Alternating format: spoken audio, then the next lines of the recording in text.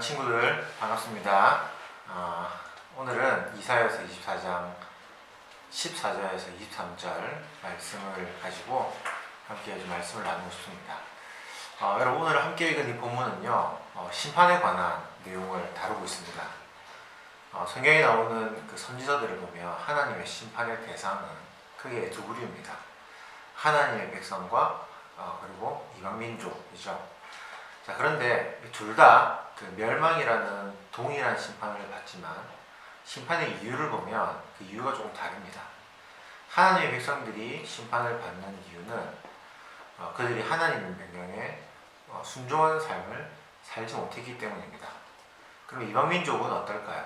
이방민족이 하나님의 심판을 받는 이유는 그들이 하나님의 백성들을 괴롭혔다는 사실과 또 하나님을 믿지 않는 데서 온 그들의 죄악, 특별히 그들의 그 죄악의 잔인함, 그것에 바로 이유가 있습니다. 이렇게 서로 다른 이유로 심판을 받지만 그 심판의 결과는 동일합니다. 그리고 그 심판의 결과가 동일한 만큼 회개의 기회 역시 동일하게 주어집니다. 즉 이방인이나 유대인이나 멸망이라는 하나님의 심판 속에서도 하나님을 찾고 구하면 다시금 회복할 수 있는 기회가 그들에게 주어지고 누구라도 하나님의 백성이 될 수 있다는 것입니다. 하나님의 심판에 관한 이러한 내용이 구약성경, 특별히 그 선지서에 나타나는 아주 기본적인 내용입니다. 우리가 함께 묵상하고 있는 이사야서도 마찬가지예요. 지금까지 이사야 선지자는 바벨론, 아수르, 블레셋, 모압, 다메섹, 구스, 애굽, 두마, 아라비아, 두로 이런 나라에 대한 심판의 메시지를 쭉 전했어요. 그리고 오늘 함께 읽은 24장은 그 이방 민족에 대한 심판의 메시지를 최종적으로 정리하고 있는 부분이라 할 수 있습니다.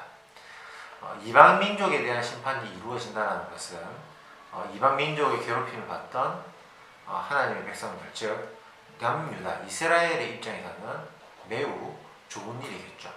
매우 영광스러운 것입니다. 지금까지 자신들에게 압제를 행하는 이들이 하나님의 역사로, 하나님의 일하심으로 심판을 받기 때문이죠.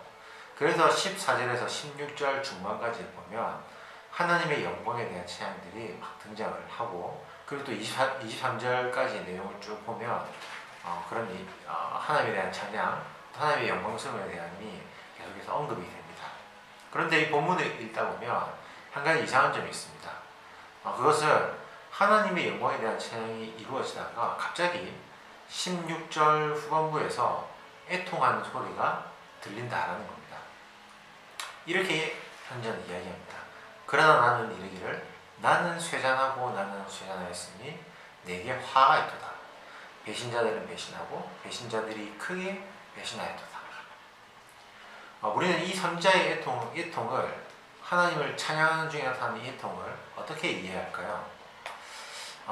그 답을 찾기 전에 우리가 한번 또 살펴야 할 본문이 있는데요. 그것은 바로 이사야서 6장의 내용입니다. 이사야서 6장은 아마 많이 들어보셨을 거예요. 이 이사야서 6장은 이사야 선지자가 하나님께 소명을 받는 장면을 다루고 있는 본문인데요. 여기에는 좀 천사들이 등장을 합니다. 이 천사들은 날개가 세 쌍, 즉 6개가 있는데요. 두 날개로는 자신의 얼굴을 가리고, 두 날개로는 자신의 발을 가리고, 또 두 날개로는 날고 있습니다. 그리고 이 천사들은 서로에게 말하기를 거룩하다 거룩하다 거룩하다 만군의 여호와여, 그의 영광이 온 땅에 충만하다라고 말합니다. 하나님의 거룩하심 앞에서 천사들도 자신의 얼굴과 발을 가릴 정도로 하나님의 거룩하심 앞에서 자신들이 정결하지 못하다라는 것을 보여주는 것이죠. 이처럼 하나님의 영광이 가득한 자리에서 이사야는 선지자로서의 소명을 받게 됩니다. 그런데 이렇게 영광스러운 상황에서 이사야 선지자는 생뚱맞게 화로다, 나여 망하게 되었다 라고 여기서도 애통하는 모습을 보여줍니다. 여러분, 이사야 선지자가 왜 그렇게 했을까요? 그것은 그가 하나님의 거룩하심을 직접 경험했기 때문입니다. 하나님의 거룩하심에 완전히 압도당한 이사야는 천사들이 그랬던 것처럼 자신이 얼마나 부정한 존재인지를 고백하고 자신이 그 거룩하신 하나님의 손자로서 나 같은 사람은 절대로 그 사명을 감당할 수 없다는 것을 본능적으로 알게 된 거죠. 하나님의 거룩하심을 안다면 너무나 당연하고 자연스러운 반응입니다. 다시 오늘 본문 이야기로 돌아볼까요? 하나님의 영광이 선포되는 순간 이사야 선지자는 왜 나는 쇠잔하고 쇠잔하였으니 내게 화가 있도다 라고 애통했을까요? 심판 이후 하나님의 영광스러움이 나타나는 순간 자기 민족의 모습이 이사야에게 오버랩이 되었기 때문입니다. 세상 모든 만물을 심판하고 다스리실 하나님이 자기 편에 있음을 알면서도 여전히 그 하나님을 의지하지 못하고 살아가는 모습, 하나님의 방법대로 이 어려움의 상황을 극복해야 함에도 하나님이 아닌 세상의 방법을 택한 모습, 하나님의 심판을 직접 보면서도 자신의 신앙을 돌아보지 못하는 모습이 바로 하나님의 백성이라고 하는 그 이스라엘 남유다 사람들에게 있었음을 생각했고, 그것이 나타날 하나님의 영광스러움과 비교가 되었던 겁니다. 이방 민족을 심판하고 온 세상을 평정하실 하나님의 영광이 있는 곳에 여전히 하나님을 의지하지 못하고 세상의 방법으로 살아가기를 갈구하는 그 이스라엘 백성들의 모습이 있었고, 그것은 너무나 하나님의 영광에 대주할 때 너무나 비참해 보이고 불행해 보이는 것이었습니다. 그래서 이사야 선지자는 애통할 수밖에 없었던 것이죠. 하나님의 영광스러움이 이렇게 나타나는데 우리는 왜 이렇게 이러한 모습으로 여전히 살아가고 있는가? 바로 그런 애통함이 이사야에게 있었던 것입니다. 오늘 이 본문의 이야기는요, 저와 여러분에게도 우리의 삶이 과연 어떠해야 하는지에 대한 도전을 준다 할 수 있습니다. 우리가 함께 말씀을 나누며 이 부활신앙에 대한 이야기, 이전에 고린도전서 말씀하면서 부활신앙, 우리가 부활을 믿는 신앙을 가지고 살아야 한다, 그런 이야기를 나눈 적이 있습니다. 그리스도인들은, 즉 우리는요, 죽음 이후의 삶이 존재한다고 믿는 사람들이고, 그렇기 때문에 부활신앙을 늘 가지고 살아가야 한다, 이렇게 얘기를 드렸어요. 그러면 여러분, 어떻게 사는 것이 부활신앙을 가지고 살아가는 삶이겠습니까? 한 가지 예를 들어보겠습니다. 여러분들 영화 다들 좋아하시죠? 공부한다고 많이 보지 못했지만 많은 친구들이 영화를 좋아할 겁니다. 근데 이런 영화가 있다고 생각을 해볼까요? 우리의 마음을 조마조마하게 만드는 범죄 스릴러물, 범인이 누군지 영화가 끝날 때까지 알 수 없는 그런 예측할 수 없는 반전이 있는 영화, 우리 그런 영화 좋아하지 않습니까? 이런 영화를 볼 때 우리는 시종일관 긴장의 끈을 놓치지 않죠. 그런데 이렇게 생각해 봅시다. 다른 사람들은 모르는데 나는 이 영화의 결과를 정확하게 알고 범인이 누군지를 안다라고 우리가 가정을 해보자는 거죠. 그 영화의 결과를 알고 그 영화에 나오는 진짜 범인이 누구인지 알고 영화를 본다면 그 영화를 보는 내내 내 마음의 상태는 그 결과를 모르는 다른 친구들과는 전혀 다를 것입니다. 결과를 모르는 친구들은 엄청난 긴장과 함께 과연 범인 누구일까? 라며 그것을 예측하면서 조마조마한 마음으로 영화를 보겠지만 결과를 아는 나는 다르죠. 범인이 누구인지도 알고 결과가 어떻게 될 것인지도 알기 때문에 별로 긴장이 되지 않습니다. 마음의 상태만 다른 게 아니죠. 영화의 내용이 달라 보입니다. 결과를 알기 때문에 중간중간 나오는 범인의 행동들이 이해가 되고 그 복선이 무엇인지를 알게 됩니다. 다른 친구들은 절대로 볼 수 없고 깨닫지 못하는 것들, 그 부분들을 나는 깨닫고 나는 생각하고 이해할 수가 있는 것이죠. 같은 영화를 보면서도 왜 이렇게 다를까요? 바로 나는 그 결과를 알기 때문이죠. 여러분, 우리가 부활신앙을 가지고 살아간다는 것은요, 마치 영화의 결과를 알고 그 영화를 보는 것과 같습니다. 마찬가지로 내 삶에 하나님께서 늘 나와 함께 하시고 내가 지금은 비록 힘들고 어려운 상황 가운데 있지만 하나님께서 반드시 나를 선한 길로 인도해 주실 것이야 라는 믿음을 가지고 산다는 것은요, 마치 진짜 범인이 누구인지를 알고 영화를 보는 것과 같은 일입니다. 여러분, 결과를 알고 살아가는 것과 모르고 살아가는 것의 가장 큰 차이는 무엇일까요? 저는 그것은 마음의 여유라고 생각합니다. 결과를 아는 사람은요, 마음의 여유가 있습니다. 차분해집니다. 여유가 있다는 것은요, 어떤 상황에서도 흔들리지 않는 그런 평정심을 가진다는 것입니다. 여러분, 평정심이 무엇일까요? 어떤 어려운 상황을 마주했을 때 내가 가장 먼저 무엇을 해야 할지, 지금 내가 해야 할 일이 무엇인지를 분명하게 아는 것이 바로 평정심입니다. 결과를 모르는 사람은 어려운 상황을 맞닥뜨리게 되면 초조하고 다급해집니다. 하지만 결과를 아는 사람은 다릅니다. 지금은 어려워도 내가 믿는 하나님께서 나를 선한 길로 반드시 인도해 주실 것이라는 그 결과를 아는 사람은요, 평정심을 가지고 상황을 헤쳐나갑니다. 가장 먼저 하나님을 찾고 하나님께 기도를 합니다. 왜 하나님께서 나에게 이런 어려움을 주는지, 또 내가 이 상황을 어떻게 해야 이겨나갈 수 있는지, 하나님이 지금 내게 원하는 게 무엇인지를 찾고 구하게 되는 겁니다.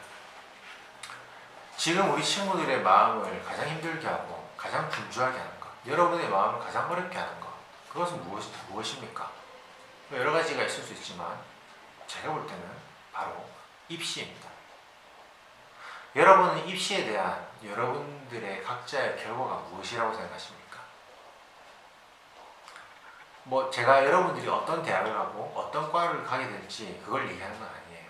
저는 여러분들이 어떤 대학 갈지 무슨 과에 갈지 저는 모릅니다. 그건 여러분들도 몰라요. 여러분들이 얼마나 열심히 하느냐에 따라서 결과는 달라지겠죠. 그런데 제가 아는 확실한 결과가 있습니다. 그것은 바로 여러분이 믿는 하나님께서는 여러분 모두를 가장 선한 길로 인도해 주실 것이다 라는 사실입니다. 이것이 저와 여러분이 알고 있는 우리 삶의 분명한 결과입니다. 또 여러분 입시라는 문제의 결과이기도 합니다. 여러분, 이 결과를 믿고 확신하신다면 네, 맞습니다.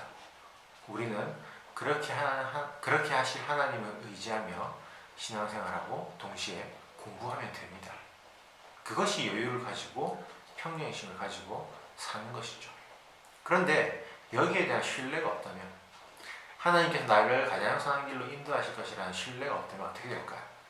여유도 없어지고 평정심도 가지 못하죠. 평정심을 가지 못하면 내가 지금 해야 될 것이 무엇인지를 판단할 수 없습니다.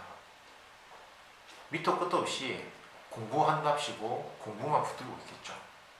다들 그렇게 하니까 겁이 나서 그렇게 따라하는 겁니다. 하나님을 신뢰하면서 하나님을 의지하는 것이 1번이 되어야 하는데, 신앙은 온데간데 없고 그냥 세상 사람들이 하는 대로 쫓아만 가게 되는 것이죠.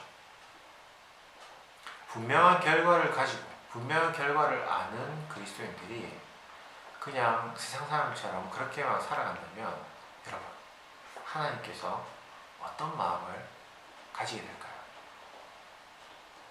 오늘 본문에서 이사야 선지자가 남유다 사람들의 그 불신앙적인 모습을 보면서 애통했던 사실, 여러분 기억하십니까? 바로 하나님께서 우리를 향해 그런 애통의 마음을 가지실 것입니다. 사랑하는 우리 고등부 친구들, 오늘 함께 나눈 이 말씀을 기억하며 우리의 삶을 돌아봅시다.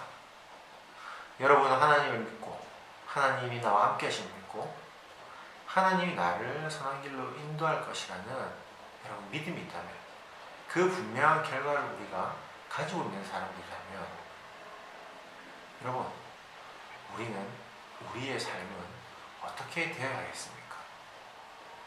여유를 가지셔야 됩니다. 믿음의 여유를 가지셔야 돼요.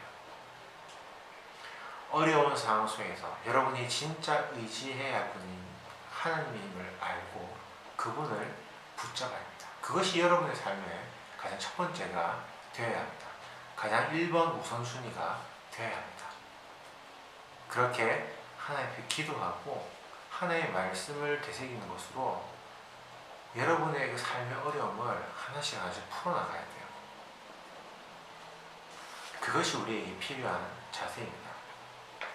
우리 친구들이 오늘 말씀을 기억하며 인생의 결과를 아는 사람으로 살아가기를 소망합니다. 그 사실을 기억하며 그 결과를 가지고 마음의 여유를 가지고 여러분들이 공부하며 신앙생활에 나갈 수 있으면 좋겠습니다. 그리고 여러분의 삶의 가장 큰 우선순위 첫 번째가 무엇인지를 바르게 알기를 바랍니다. 하나님을 찾고 하나님과 관계를 맺으며 살아가는 것, 그것이 바로 여러분 삶의 가장 큰 우선순위가 되어야겠죠.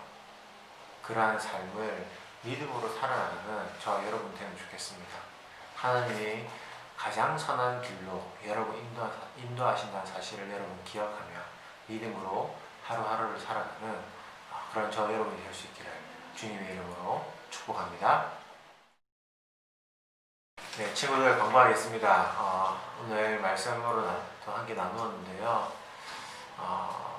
여러분들 정말 믿음의 여유를 가지고 사는 것이 참 중요합니다. 이번 여름 저희 고등부에서 이전처럼 수련회를 하지는 못하지만 8월 23일 주일날 저희가 예배 겸 또 수련회를 함께 하려고 해요. 이날은 특별히 여러분들 함께 예배드리고 또 MBTI 검사를 통해서 자기 자신을 정확하게 알아가고 또 다른 사람을 어떻게 이해해야 되는지를 좀 알아가는 시간을 가지려고 합니다. 그래서 서로 함께 기도해주고 또 함께 나누고 하는 시간을 가지고 싶어요. 여러분 주일에 저희들이 이렇게 하게 되는데 우리 친구들이 많이 좀 참석했으면 좋겠습니다. 짧은 시간 하는 거지만 여러분들이 분명히 유익한 시간이 될 거고 여러분들이 여러분들의 미래를 준비하는데 분명히 도움이 되는 시간이 될 겁니다. 그래서 여러분들이 함께 참여했으면 좋겠어요. 목사님 저희 학교 개학했는데요. 저 공부해야 되는데요. 여러분 마음의 여유를 가지십시오. 네, 그 시간에 여러분들이 하나님을 위해서 무언가를 더 한다면 하나님께서 더 기뻐하시고 하나님께서 주신 은혜들이 있습니다. 그 마음을 가지고 여러분들이 함께 결단하고 함께 수련회에 참석했으면 좋겠습니다. 그래서 23일, 8월 23일 날 저희 오후 2시에 우리 교육과 같이해서 수련회를 진행하니까요. 많이 참석해 주시고요. 그리고 수련회를 우리가 하면서 이제 MBTI라는 검사를 하게 되는 검사를 가지고 검사 결과를 가지고 우리가 활동을 프로그램을 하는데요. 그걸 하려면 미리 검사를 미리 해야 돼요. 그래서 다음 주일 8월 16일이죠. 다음 주일날 고등부 예배에 함께 설교하고 나서 MBTI 검사지 작성하는 시간을 가지려고 해요. 그래서 수련회 참석하는 친구들은 꼭 16일날 교회 나오셔야 됩니다. 그래서 같이 MBTI 검사도 하고 또 수련회를 이렇게 좀 준비하면 좋겠어요. 영상으로 보는 친구들 중에 지금까지 교회 못 나왔던 친구들 중에 한번 관심 있다, 한번 참석하고 싶다 하는 친구들은 우리 선생님들께 문의해 주시고 아니면 저한테라도 연락을 주시면 제가 또 안내를 해 드리도록 하겠습니다. 그렇게 하면 좋겠습니다. 여러분 다음 주에 다시 만나도록 하겠습니다.